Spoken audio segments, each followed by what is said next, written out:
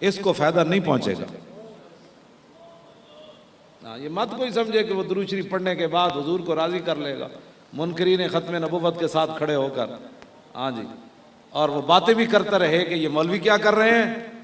ہاں پتہ چل جائیں گے تجھے کہ تو جس کی محبت میں، تو اپنی گاڑی کی محبت میں بولا نا ہمارے دھرنے پر، تیری گاڑی بند ہو گئی۔ تو ہمارے خلاف اس لیے بولتا رہا کہ تیری دکان نہیں کھلی، تو ہمارے خلاف اس لیے بولتا رہا کہ تو جناب گھر لیٹ پہنچا، اور تجھے یہ نہ پتہ چل سکا کہ یہ مولانا حضرات کیوں بیٹھے ہیں۔ کیوں جی؟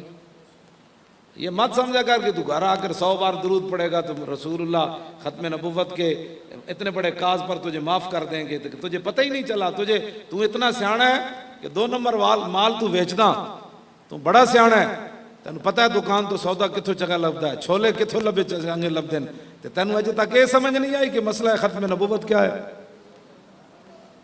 تو 1 روپے کا خسارہ برداشت نہیں کرتا دکان پر بیٹھ کر، اور ختم نبوت پر اتنا ڈاکہ تو نے برداشت کر لیا، تیرا چہرہ بھی نہ بدلا، تجھے غصہ بھی نہ آیا۔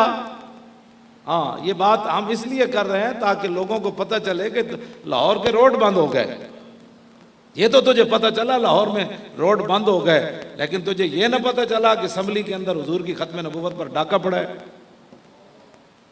ہمارا اتنا ہی کام ہے، اس سے آگے بات ہم نہیں کرتے، آگے بڑی ساری باتیں ہیں۔ آگے جو حضور نے فرمایا، کیا فرمایا جی؟ فَإِنَّهُ لَا يُقْدَرُ عَلَىٰ مَنْ عِنْدَهُ إِلَّا بِطَاعَتِهِ، فرمایا اللہ کے پاس جو کچھ ہے نا، اللہ اسی بندے کو دیتا ہے جو اس کی اطاعت کرے۔